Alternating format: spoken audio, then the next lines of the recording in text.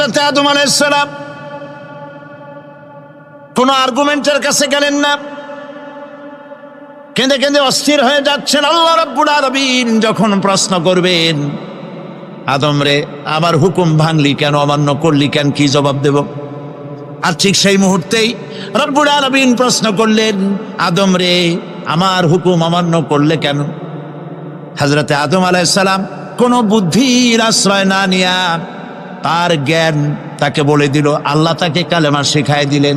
উদ্বুদ্ধ হয়ে তিনি আল্লাহ রাব্বুল আলামিনের সামনে মাথা নত করে দিয়ে বললেন, রব্বানা যালামনা আনফুসানা ওয়া ইল্লাম তাগফির লানা ওয়া তারহামনা লানাকুনান্না মিনাল খাসিরিন। রব্বানা যালামনা, হে আল্লাহ আমি আমার নফসের পরে, যালামনা আনফুসানা আমি আমার নফসের পরে জুলম করেছি, অত্যাচার করেছি। ওয়া ইল্লাম তাগফির লানা, তুমি যদি আমাকে ক্ষমা না করো। জ্ঞান কত দেখেন, শুধু ক্ষমা চান নাই, বলেছেন তুমি যদি আমাকে ক্ষমা না করো, ওয়া তারহামনা আর যদি দয়া না করো, লানাকুনান্না মিনাল খাসিরিন আমি ক্ষতিগ্রস্ত হয়ে যাব। কতটা জ্ঞানের অধিকারী তিনি! তিনি এটা বললেন না যে শুধু মাফ করে দাও, শুধু মাফ করলে হবে না, মাফও করা লাগবে, আর আগে যেমন দয়া করতে আসলেও করা লাগবে। সুবহানাল্লাহ। আল্লাহ পাক রাজি হয়ে গেলেন। রাজি হন নাই? আল্লাহ রাব্বুল আলামিন হযরত আদম আলাইহিস সালামকে শুধু ক্ষমা করলেন না, ক্ষমাও করলেন, আর নবীর মর্যাদা দিয়ে আল্লাহ রাব্বুল আলামিন দুনিয়ায় পাঠাইয়া দিলেন। সুতরাং বুদ্ধি দিয়ে কাফেররা বুদ্ধির আশ্রয় গ্রহণ করে সর্বনাশ করেছে, যে পরকাল হইতে পারে না, মরে যাব আবার উঠবো, আবার এই শরীর কেমনে তৈরি হবে, এইটা তাদের বুদ্ধিতে কুলায় নাই। কিন্তু বুদ্ধি দিয়া চিন্তা করলে বোঝা যাইতো যে হ্যাঁ পরকাল একটা হইতে পারে। আর একটা কথা বলি, সেটা হলো এই, বহুত মানুষ আছে পরকাল বিশ্বাস করে না। আছে না এমন? আছে। এখন আমরা বিশ্বাস করি পরকাল, আমরা কারা কারা বিশ্বাস করি হাত উঁচু করে দেখান তো। আলহামদুলিল্লাহ বলি, বলেন আলহামদুলিল্লাহ। এখন যারা বিশ্বাস করে না তাদেরকে জানাতে চাই, আমরা যারা পরকালে বিশ্বাস করি, তাহলে পরকাল যদি না হয়, কিয়ামত যদি না হয়, বিচার আচার যদি কিছু না হয়, আমরাও বেঁচে গেলাম, আপনারাও বেঁচে গেলেন। কিন্তু সত্যই যদি পরকাল একটা হয়, বিচার যদি হয়, আমরা বেঁচে যাব, ফেসে যাবা তোমরা। প্রিয় ভাই সব, আল্লাহ রাব্বুল আলামিন সুন্দর করে বুঝাচ্ছেন, দেখো পরকাল কেন হবে, এটা বুদ্ধি দিয়ে চিন্তা করো, জ্ঞান দিয়ে চিন্তা করো। সারা বছর ব্যবসা করার পর হিসাব নিকাশের একটা দিন আসে, আসে না? বলেন আসে কিনা? হিসাব নিকাশের একটা দিন আসে সারা বছর ব্যবসা করার পর, সারা বছর লেখাপড়া করার পর, তারপরে কি বলে পরীক্ষা দেওয়ার একটা দিন আসে, আসে না? তো সারা জীবন আপনি এখানে কাজবাজ করবেন, এখানে আপনি ভালো করলেন মন্দ করলেন, এর কোনো জবাব হবে না, বিচার হবে না। এটা পাগলে চিন্তা করতে পারে, আর পাগলেরা চিন্তা করে বলেই তারা বলে, পাগলেরই এটা কথা, মাটির পুতুল যেমনে নাচায় তেমনে নাচি, পুতুলের কি দোষ। মরিয়া দেখেন, এই গান যারা বিশ্বাস করে, মরিয়া দেখেন অবস্থাটা কি হয়। ফেরেশতারা আসা ধোপায় যেমন কাপড় আশ্রায়, ওই রকম ঠ্যাং ধরিয়া কবরের মধ্যে আশ্রাবে, আর বলবে যেমনে আশ্রায় তেমনে আশ্রাই, ফেরেশতার কি দোষ। কাজে এই পৃথিবী শেষ কথা নয়, মৃত্যু অবধারিত, মরা লাগবে না।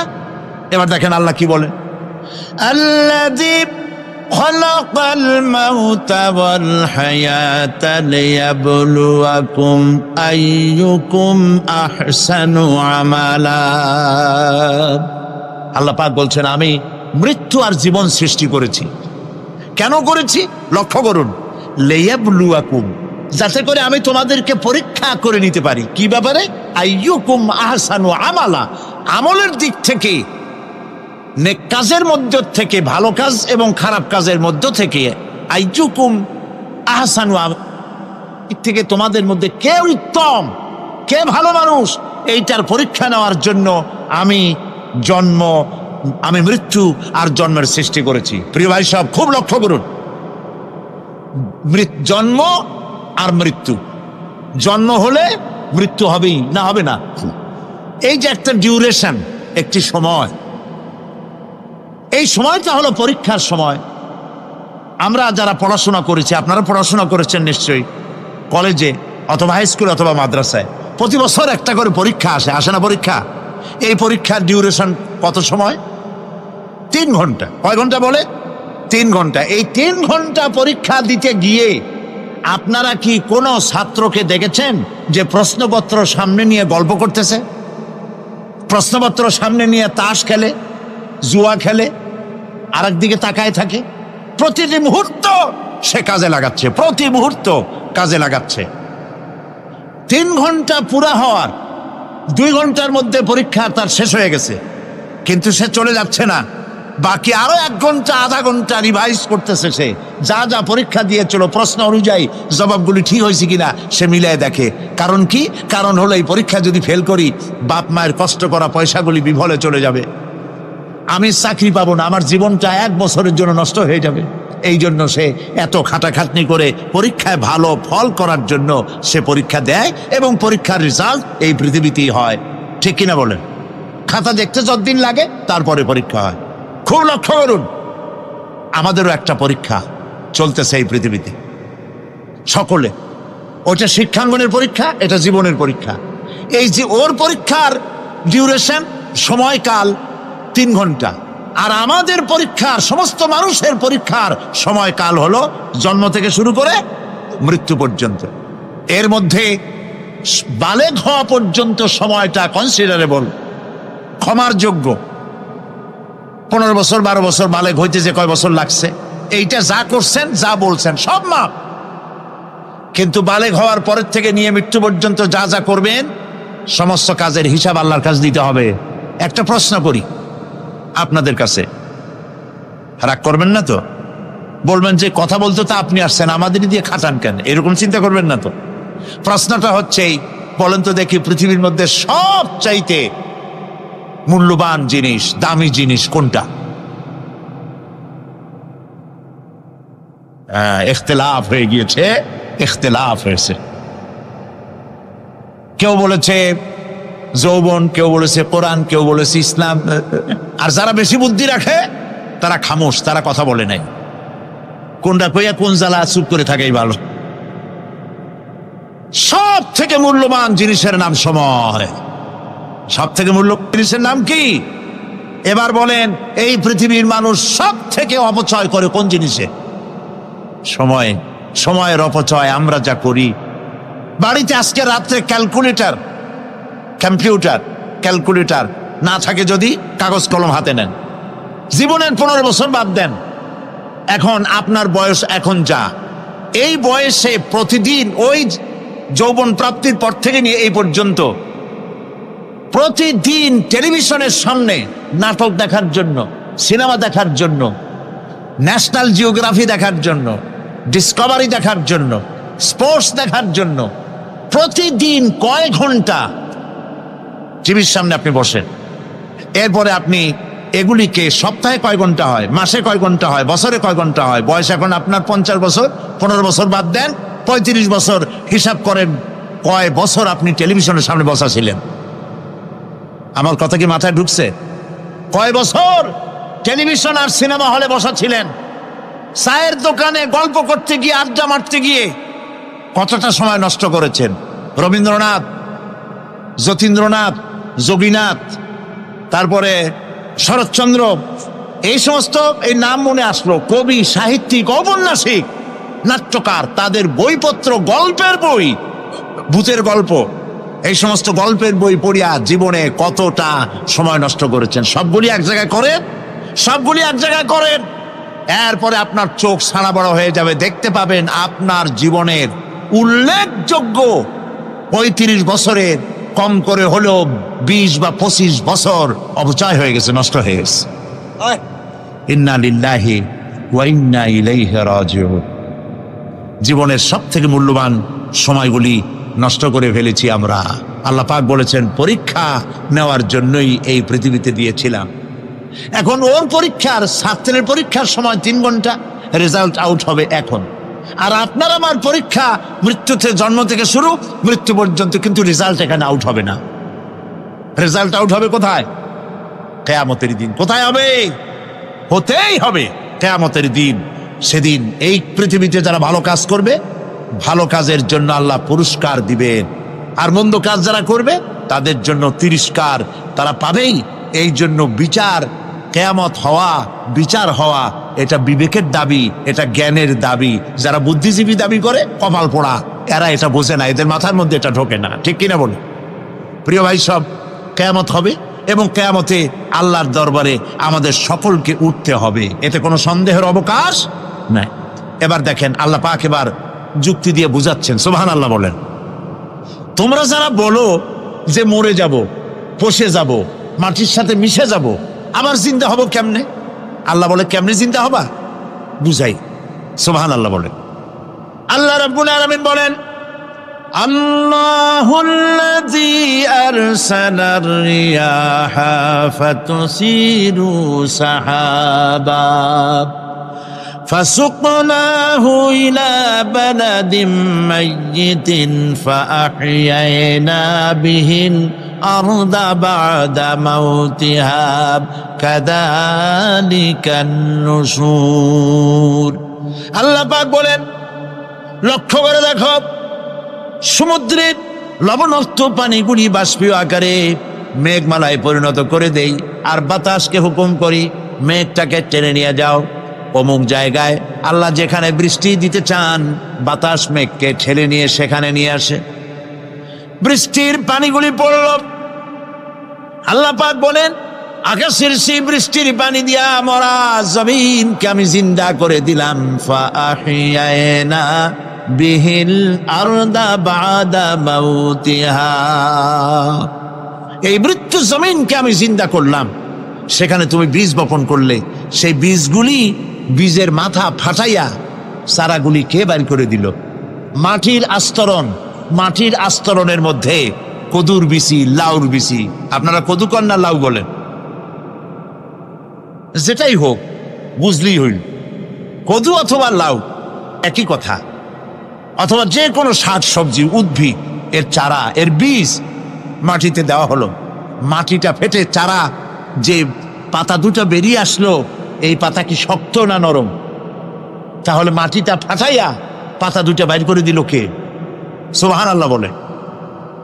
রব্বুল আলামিন দৃষ্টান্ত দিয়ে বুঝাচ্ছেন, আলাম ইয়াকুন নুতফাতাম মিন মানিয়্যিন ইউমনা সুম্মা কানা আলাকাতান ফাখালাকা ফাসাওয়া ফাজআলা মিনহু যাওজাইনি যাকারা ওয়াল উনসা। আল্লাহ পাক বলেন, মানুষকে নিকৃষ্টতম মাতৃগর্ভে নিক্ষিপ্ত এক ফোঁটা পানি ছিল না, আমি তার থেকে আকার আকৃতি দিয়ে সুগঠিত করে মানুষের আকার দান করেছি, আর মায়ের পেটের ভিতরে আমি নারী আর পুরুষ বানাইছি, কন্যা সন্তান এবং পুত্র সন্তান বানাইছি। সুবহানাল্লাহ কন। এখন মানুষে কয় যে আমরাও পারি। এই যে ক্লোনিং সিস্টেম একটা শুরু হয়েছে, শুনছেন আপনারা? কথা না কইলে বুঝি কি? ক্লোনিং পদ্ধতি। এটি ক্লোনিং পদ্ধতি, বিজ্ঞানীরা যারাই কাজটা করতেছে, তারা বিশ্ব সভ্যতাকে বিনষ্ট করার একটি মারাত্মক কাজে তারা হাত দিয়েছে। ক্লোনিং পদ্ধতিতে যে যা কিছু তৈরি হয়, এর আগে ভেড়ার বাচ্চা হয়েছে, ছাগলের বাচ্চা বানাইছে, সেগুলি তার মায়ের মতোই হয়েছে অথবা পিতার মতো হয়েছে। পিতার ডিএনএ নিয়ে একটা পুরুষ জাতীয় জন্তুর ডিএনএ অথবা স্ত্রী জাতীয় একটি জন্তুর ডিএনএ নিয়ে তারপরে বিশেষ প্রক্রিয়ার মাধ্যমে সন্তান, এই বাচ্চা উৎপাদনের ব্যবস্থা তারা শুরু করেছে পশু দিয়ে। এরপরে মানুষ এভাবে করা যায় কিনা সেই চিন্তা তারা করেছে। ইতিমধ্যে নাকি দুটো বাচ্চা হয়েছে, এটা সত্য না মিথ্যা এখনো যাচাই করা যায় নাই। কিন্তু পশুর থেকে যেগুলো হয়েছে সবগুলি রোগ নিয়ে আসছে পৃথিবীতে, গেল 1 নম্বর কথা। 2 নম্বরে ডিএনএর মাধ্যমে যে মানব শিশু পয়দা হয়, তার সবগুলি তার মায়ের অনুকরণে হয়। একেবারে অবিকল মায়ের চেহারা নিয়ে আসতেছে, অবিকল পিতার চেহারা নিয়ে আসতেছে। চিন্তা করুন, এই মেয়ে যখন বয়সপ্রাপ্তা হবে তখন তার পিতা কি করে বুঝবে তার বউ কোনটা আর মেয়ে কোনটা? উচিত হবে পৃথিবীর সমস্ত নেতৃবৃন্দ, বিশ্ব নেতৃবৃন্দের ঐক্যবদ্ধ হয়ে এই দুঃসাহসিক কাজকে বাধা দিয়ে বন্ধ করে দেওয়া উচিত। আল্লাহর সৃষ্টির সাথে পাল্লা দিতে গেলে ধ্বংস ছাড়া পথ থাকবে না। লক্ষ্য করেছেন, আপনি সাক্ষী দিলে আজ এক সাক্ষী দেবেন, কালকে বলবেন যে ওই সাক্ষী আমি দেই নেই। আজকে সই করেছেন, কালকে বলবেন ওই সই আমি করি নেই। কিন্তু আল্লাহ রাব্বুল আলামিন আপনার ফিঙ্গারপ্রিন্ট, আপনার আঙ্গুলের ছাপ এমন করে দিয়েছেন, এই আঙ্গুল দিয়ে যদি কাগজের উপর একটা টিপ মারেন, টিপ সই করেন, আপনার বাবা কবর থেকে উঠে এসেও বলতে পারবে না যেটা আপনার না। আদম আলাইহিস সালাম থেকে নিয়ে আজ পর্যন্ত, আজ থেকে নিয়ে কিয়ামত পর্যন্ত যত মানুষ পৃথিবীতে এসেছে আর আসবে, কোন মানুষের আঙ্গুলের রেখার সঙ্গে আর একজন আঙ্গুলের রেখার মিল হবে না। এ হচ্ছে আমার আল্লাহর সৃষ্টি, সুবহানাল্লাহ। সুতরাং তিনি বলছেন, আমি মাতৃগর্ভের ভিতরে সন্তান তৈরি করি, সেই সন্তানকে কোনটা কন্যা সন্তান, কোনটা পুত্র সন্তান আমি বানাই। এই কাজটা যিনি পারেন, এবার দেখেন সামনে কি বলতেছেন আল্লাহ, এই কাজটি যিনি করতেছেন, আলাইসা যালিকা বিকাদিরিন আলা আইয়ুহিয়াল মাউতা, এত বড় কাজ যিনি সম্পাদন করেছেন, এক ফোঁটা নাপাক পানি, এক ফোঁটা নিকৃষ্ট গান্দা পানি যা শরীর থেকে নির্গত হলে পরে গোসল ফরজ হয়ে যায়, এমন এক ফোঁটা পানি দিয়ে তোমার জন্মের উৎপত্তি করেছি, আকার দিলাম, হাত দিলাম, পাও দিলাম, চোখ দিলাম, সুন্দর করে বানালাম, তারপরে পৃথিবীতে পাঠালাম। এরপরে তুমি কি করে মনে করতে পারো যে সেই আল্লাহ তোমার মৃত্যুর পরে আবার চিন্তা করতে পারবে না? আলাইসা যালিক, আল্লাহ পাক কি তোমাকে মৃত্যুর পরে, আলাইসা যালিকা বিকাদিরিন, আল্লাহ পাকের পক্ষে এটা কি সম্ভব নয় যে তোমার মৃত্যুর পরে আল্লাহ আবার চিন্তা করবেন? বলেন অবশ্যই পারবেন, বলেন অবশ্যই পারবেন। প্রিয় ভাই সব, আল্লাহ পাকের পরে বলছেন, ইয়া আইয়ুহান নাসু ইন কুনতুম ফি রাইবিম মিনাল বা'সি ফাইন্না খালাকনাকুম মিন তুরাব। হে মানব সকল, যদি সন্দেহ হয় যে আমি তোমাদের পরকাল সম্পর্কে, যদি পুনরুত্থান সম্পর্কে যদি তোমাদের সন্দেহ হয়, জানা থাকা উচিত আমি তোমাদেরকে মাটি দিয়ে সৃষ্টি করেছি, মাটির উপকরণ দিয়ে সৃষ্টি করেছি। এই মাটির সাথে মিশে যাবা, আবার উঠানো হবে। মাটিতে কবরের মধ্যে মুর্দা রাখার সময় কি বলি আমরা? মিনহা খালাকনাকুম ওয়া ফিহা নুঈদুকুম। পড়েন সবাই, মিনহা خلقناكم وفيها نعيدكم ومنها نخرجكم تارة أخرى। মাতৃগর্ভের ভিতরে মানুষকে আল্লাহ রাব্বুল আলামিন হাত পাও চক্ষু কর্ণ নাসিকা দিয়ে সুন্দর করে মায়ের পেটের ভিতরে বানায়া এই পৃথিবীতে আল্লাহ পাক পাঠায় দেন। আর আল্লাহ পাক বলেন, সুম্মা নুখরিজুকুম তিফলা, বাচ্চার আকারে মায়ের পেট থেকে বের করে দিলাম। যে আল্লাহ রাব্বুল আলামিন এইভাবে করে তোমাদেরকে সৃষ্টি করেন। যালিকা বিআন্নাল্লাহা হুয়াল হক, জেনে রাখো এসব কিছু এই জন্যই ঘটে যেহেতু আল্লাহ রাব্বুল আলামিন, আল্লাহ তাআলা মহাসত্য, তিনি যা বলেন তাও সত্য, তার কথার মধ্যে কোনো রকমের বৈপরীত্য নাই। ব্যারোমিটার যন্ত্র আছে, যে যন্ত্রের মাধ্যমে আবহাওয়া মাপা হয়, বৃষ্টি হবে কি হবে না, ঝড় হবে কি হবে না, জলোচ্ছ্বাস হবে কি হবে না, এগুলি ব্যারোমিটার যন্ত্র দিয়া, আবহাওয়া মাপা যন্ত্র দিয়ে তারা মাপে। কিন্তু আপনারা কি কখনো শুনেছেন যে রেডিও টেলিভিশনে বলা হয়েছে সন্দ্বীপ, কুতুবদিয়া, হাতিয়া, সেন্ট মার্টিন এবং বাঁশখালী, আর কি কোন দু একটার নাম, কক্সবাজার, পতেঙ্গা ইত্যাদির উপর দিয়ে 280 মাইল স্পিডে ঝোড়ো হাওয়া প্রবাহিত হবে। আগামীকাল 30 ফিট উঁচু হয়ে জলোচ্ছ্বাস হবে। এরকম কথা বলে কেউ? কি বলে? হইতে পারে, হইতে পারে, বজ্র সহ বৃষ্টিপাত হতে পারে। এবার কোরআন শরীফ দেখুন তো, কোরআন শরীফে কোথাও আছে পরকাল হইলেও হইতে পারে, কবর আযাব এটাও হয়তো হইতে পারে, জান্নাত আর জাহান্নাম থাকতেও পারে, এরকম কথা আছে? সব কথা ডাইরেক্ট, কোন কথার ভিতরে কোন রকমের বৈপরীত্য নাই। আল্লাহ রাব্বুল আলামিন বলেছেন ইযাস সামাউ ফাতারাত, আকাশ সমূহ যখন বিদীর্ণ হয়ে যাবে, ওয়া ইযাল কাওয়াকিবু তাসারাত, আর যখন তারকা সমূহ বিক্ষিপ্ত হয়ে পড়বে, ওয়া ইযাল কুবুর বুসিরাত, আর যখন কবরের ভিতরে যা কিছু আছে সব উদ্গীরণ করে দেওয়া হবে। সমস্ত কথাগুলি ডাইরেক্ট। যালিকা বিআন্নাল্লাহা হুয়াল হক, যেহেতু আল্লাহ মহাসত্য। ওয়া মান আসতাকু মিনাল্লাহি কিলা, আর আল্লাহর চাইতে সত্যবাদী আর কে আছে? বলেন আছে কেউ? সে আল্লাহ রাব্বুল আলামিন বলেন, এত কিছু কাজ এত সুন্দর ব্যবস্থাপনা করে যিনি করেন, ওয়া আন্নাহু ইউহিল মাউতা ওয়া আন্নাহু আলা কুল্লি শাইইন কাদির, সে আল্লাহ রাব্বুল আলামিন তোমাদেরকে তোমাদের মৃত্যুর পরে আবার জিন্দা করবেন, এতে সন্দেহ করার কোনো কারণ নাই।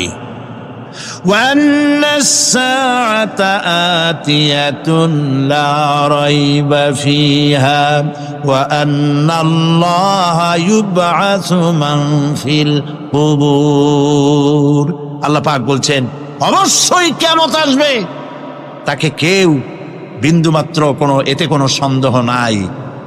আর وَأَنَّ اللَّهَ يُبْعَثُ مَن فِي الْقُبُورِ, আর আল্লাহ পাক অবশ্যই কবরে যা কিছু আছে সব বের করে নিয়ে আসবেন।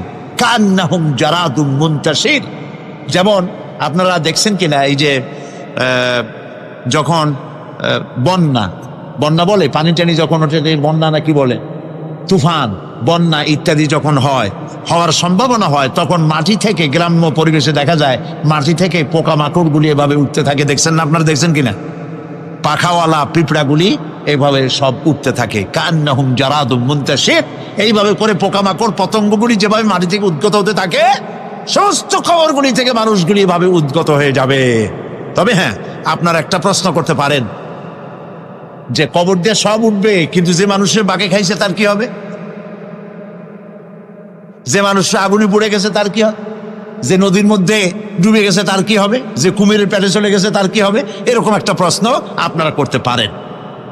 কবর কাকে বলে সেটা আমাদের জানতে হবে। কবর শুধু মাটির গর্তটাকেই কবর বলা হয় না, এটি আলমে বারজাখ, এটি পর্দা, এটা জবনিকা। মৃত্যুর পরের জীবনটাই হলো আলমে আখিরাত পর্যন্ত যাইতে যে জীবনটা লাগে, যে একটি সময় আছে, এই সময়টার নামটাই হলো কবর। সেটা গর্তের মধ্যে হইতে পারে, মাটির মধ্যে, সেটা বাঘের পেটে হতে পারে, সেটা কুমিরের পেটে হতে পারে, সেটা পানিতে পচে যেতে পারে, এটা কোনো বিষয় না। আল্লাহ পাক উঠাতে চাইবেন এবং সমস্ত কিছুকে কিয়ামতের দিন আল্লাহ রাব্বুল আলামিন তার দরবারে হাজির করবে। তাহলে আমরা বুঝতে পারলাম যে কিয়ামত যে হবে এই ব্যাপারে কোনো সন্দেহের অবকাশ না। এখন ওই কিয়ামতের দিন আল্লাহ রাব্বুল আলামিন আমাদের বিচার নেবেন, হিসাব করবেন। দুনিয়ায় যে পরীক্ষা দিয়েছিলাম, এই পরীক্ষায় যদি কেউ একবার ফেল করে, আর একবার পরীক্ষা দিয়ে পাশ করার সুযোগ আছে, আরো একবার যদি ফেল করে আবার পরীক্ষা দিয়ে পাশ করার সুযোগ আছে।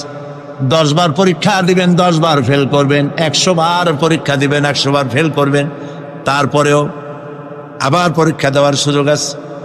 কিন্তু কিয়ামতের ময়দানে যদি কোনো মানুষ তার জীবনের পরীক্ষায় যদি ফেল করে, দ্বিতীয়বার পরীক্ষা দিয়া পাশ করার আর কোনো সুযোগ নাই। এই পৃথিবীতে জজ কোর্টে কেউ হেরে গেল, হাইকোর্টে আপিল করার সুযোগ আছে। হাইকোর্টে যদি হেরে যায়, সুপ্রিম কোর্টে কেস করে জেতার সুযোগ আছে, আপিল করার সুযোগ আছে। সুপ্রিম কোর্টেও হেরে গেল, প্রেসিডেন্টের কাছে জীবন ভিক্ষা চাওয়া যাইতে পারে। কিন্তু কিয়ামতে আখিরাতে আদালতে ওই জায়গায় মানুষ যদি একবার তার জীবনের মামলায় হেরে যায়, দ্বিতীয়বার আপিল করার আর কোনো জায়গা নাই। কঠিন জায়গা, সেই জায়গা হবে এবং সেখানে সবাইকে উঠতেই হবে। সুতরাং এই যে প্রশ্ন করা হয় যে এই কিয়ামত কবে হবে, এটা বিশ্বাস করি না, হ্যান ত্যান ইত্যাদি, মরলে আবার জিন্দা করবে কে, এইসব প্রশ্নের কোনো দাম নাই।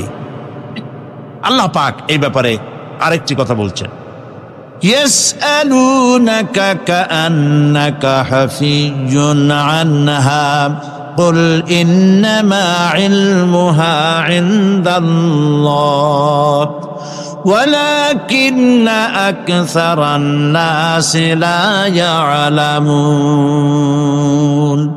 হে নবী, এরা আপনার কাছে এই প্রশ্নটা করে এইভাবে যে কিয়ামত কবে আসবে, মনে হয় যেন আপনি এটা জানেন। এই ইলম কিয়ামত কবে হবে মনে হয় যেন আপনি এটা জানেন, সেই জন্য তারা এই প্রশ্নটা করছে।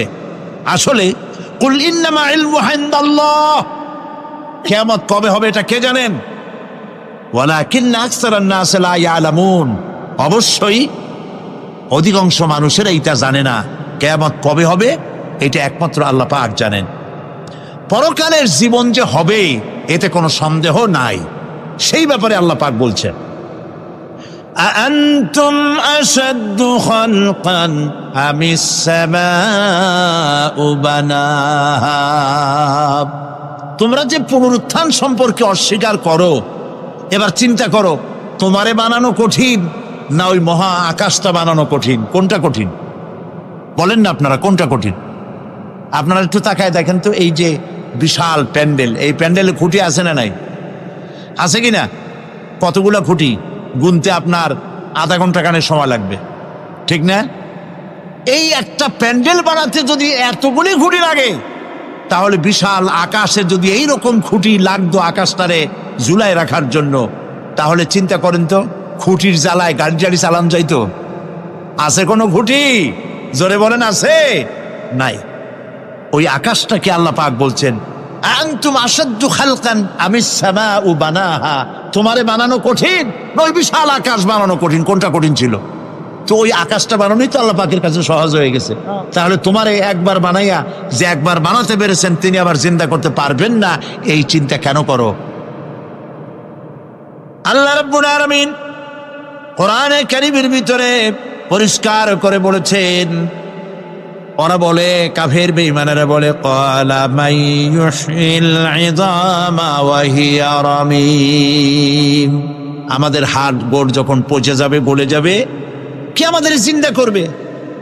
জবাবে আল্লাহ পাক বলেন, হে নবী আপনি বলুন, কুল ইউহয়িয়াল্লাযী আনশাহা আউওয়ালা মাররা, আপনি বলে দিন যে আল্লাহ রাব্বুল আলামিন একবার তোমাকে সৃষ্টি করেছেন, প্রথমবার যিনি সৃষ্টি করেছেন দ্বিতীয়বার মৃত্যুর পরে আবার তিনি জিন্দা করবেন। কেন বিশ্বাস করেন? সুতরাং এই যে আল্লাহ পাক মানুষকে জীবন দিয়েছেন, এই জীবনের পরে মৃত্যু, মৃত্যুর পরে আবার আমাদের সকলকে উঠতে হবে এবং আল্লাহ পাকের দরবারে আমাদেরকে উপস্থিত হতে হবে। এই কথাগুলি যারা অস্বীকার করে, পরকাল যারা মানে না, তাদের সম্পর্কে আল্লাহ পাক বলছেন, والذين كذبوا بآياتنا ولقاء الآخرة حبطت أعمالهم। আল্লাহ পাক বলেন, যারা পরকালকে অস্বীকার করেছে, আখিরাত যারা মানে না, তাদের জিন্দেগীর সকল আমলগুলিকে আল্লাহ পাক বরবাদ করে দিবেন। পরকালের বিশ্বাসের উপরে ভিত্তি করেই মানুষের চরিত্র ভালো হইতে বলেন পারে। একটা দৃষ্টান্ত দেই, একটা দৃষ্টান্ত। এই যে যারা চুরি করে, ডাকাতি করে, সন্ত্রাস করে মানুষ মারে, সন্ত্রাসগুলি করে কি জন্যে? এদের ধারণা নাই যে আল্লাহ পাক আমাদেরকে উঠাইতে পারবে, আমাদের মৃত্যু হবে, পরকালের চিন্তা নাই বলেই তারা এই কাজটা করে। রাতের আধারে কোটি কোটি টাকার অফার আসছে, কেউ দেখে না, এইখান থেকে, এই টাকার খাওয়া থেকে, অথবা জেনা করা থেকে, অথবা মদ পান করা থেকে গোল্ডেন অপরচুনিটি, সুযোগ আসছে, জেনা করা যায়, মদ খাওয়া যায়, টাকা নেওয়া যায়, অবৈধ টাকা। এই অপরাধ থেকে বাঁচাতে পারে একমাত্র পরকালের জবাবদিহিতা, আখিরাতের ভয়। আল্লাহর কাছে আমাকে জবাবদিহি করতে হবে, এই ভয় ছাড়া আর কোনো কিছুই মানুষের এই বিপদ থেকে মানুষের চরিত্র ভালো বানাইতে পারে না। মানুষের চরিত্র ভালো বানাবার জন্য এটাই হচ্ছে একমাত্র পথ। সেই জন্য আল্লাহ পাক আখিরাতের জীবন রেখেছেন। উঠতে সেখানে হবেই। এই পৃথিবীতে একবার যখন আসছি, আমাদেরকে জিন্দা আল্লাহ করবেন এবং সমস্ত কথাগুলির জবাব আল্লাহর কাছে দিতে হবে। আল্লাহ রাব্বুল আলামিন বলেন, ওয়াত্তুর ওয়া কিতাবিম মাসতুর ফি রাক্কিম মানশুর ওয়াল বাইতিল মা'মুর ওয়াস সাকফিল মারফু' ওয়াল বাহরিল মাসজুর ইন্না আযাবা রাব্বিকা লাওয়াকি' মা লাহু মিন দাফি'। সূরা তুর। আল্লাহ পাক বলছেন, তুর পাহাড়ের শপথ, তুর পাহাড়ের শপথ, সেই প্রকাশ্য পবিত্র গ্রন্থের শপথ যা লিপিবদ্ধ রয়েছে মসৃণ ঝিল্লিতে, চর্ম ঝিল্লিতে লিপিবদ্ধ রয়েছে। আরো শপথ বাইতুল মামুরের, আরো শপথ সুউচ্চ আকাশে, আরো শপথ উচ্ছ্বাসিত তরঙ্গায়িত সমুদ্রে। নিশ্চয়ই সেই আযাব আসবে, আযাব মানে কিয়ামত, সেই পরকাল অবশ্যই আসবে। মা লাহু মিন দাফি'। এই শাস্তি থেকে, এই কিয়ামত আসা থেকে, এই কিয়ামত সংগঠিত হওয়া থেকে রোধ করার মতো ক্ষমতা কারো নাই। সুবহানাল্লাহ। এখন আল্লাহ পাক তুর পাহাড়ের কসম করছেন। তুর পর্বত হচ্ছে সেই পর্বতের কথাই ধরা যাক, যেখানে একটি ঐতিহাসিক পর্বত, হযরতে মূসা আলাইহিস সালামকে আল্লাহ রাব্বুল আলামিন যেখানে নবুয়তের শিরস্থান পড়িয়ে দিয়েছিলেন, তুর পাহাড়ের ভিতরে। অতুর সিনিন, তুর পাহাড়ের কসম আল্লাহ পাক বলছেন। এবং খোদায়ের আল্লাহ রাব্বুল আলামিনের সঙ্গে বিরোধিতা করার কারণে ফেরাউনকে এই তুর পাহাড়ের কাছেই লোহিত সাগরের মধ্যে, দরিয়ায় নীলের মধ্যে আল্লাহ পাক ডুবিয়ে মেরেছিলেন এবং নির্যাতিত বনি ইসরাইলকে শাস্তি দেওয়ার চূড়ান্ত সিদ্ধান্ত এই তুর পাহাড়েই আল্লাহ পাক দিয়েছিলেন। আল্লাহ বলছেন, আমি সেই তুর পাহাড়ের কসম করি। ওয়া কিতাবিম মাসতুর, এবং পবিত্র গ্রন্থের শপথ, যেই গ্রন্থগুলি নাজিল হয়েছে নবীদের উপরে, ইনজিল, তাওরাত, জাবুর, কোরআন, এই কিতাবগুলির কসম করি। সুবহানাল্লাহ। কোরআনের কসম করি, আল্লাহ পাক বলছেন এই কিতাবগুলির কসম করছি। তুর পাহাড়ের কসম করছি, কিতাবগুলির কসম করছি। ওয়াল বাইতুল মা'মুর, আর বাইতুল মা'মুরের কসম করছি। সেটা কি? আকাশের প্রত্যেকটি আকাশে একটি করে বাইতুল মা'মুর আছে।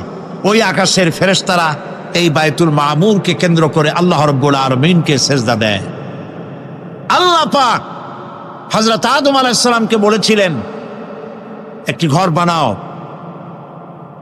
বাইতুল মা'মুরের নিচে বানাও। তিনি বললেন, আমি তো জানি না বাইতুল মা'মুর কোথায়। হযরতে জিবরাইলকে পাঠানো হলো।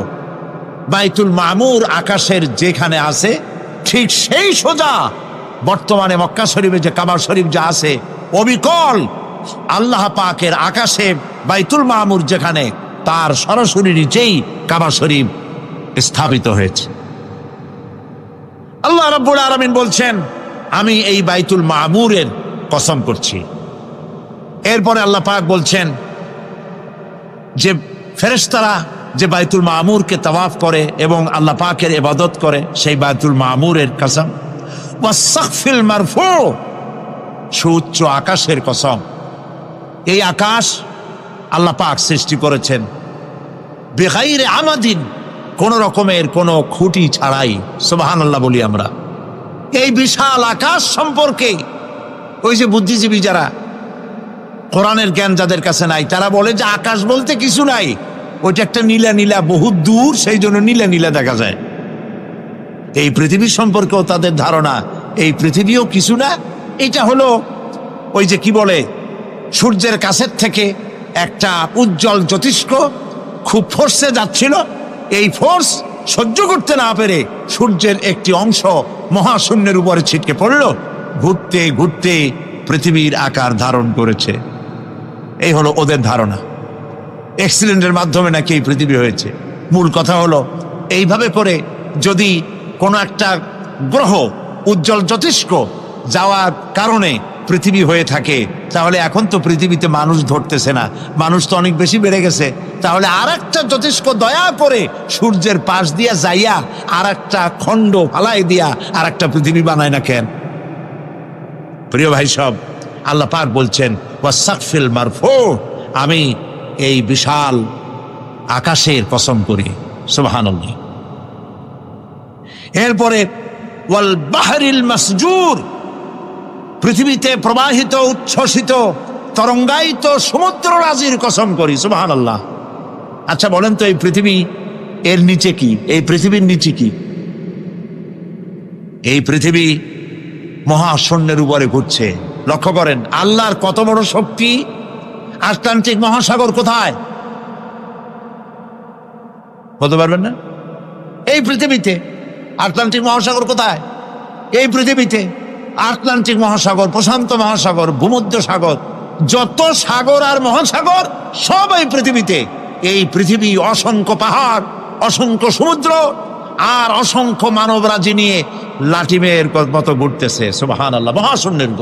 মহাশূন্যের উপরে লাটিম যেমন ঘোরে, পৃথিবী তেমন ঘোরে, অথচ মানুষগুলো ছিটকে পড়ে যায় না, পানিগুলি উড়ে কোথাও পড়ে যায় না। সুবহানাল্লাহ বলতে ইচ্ছে করে না।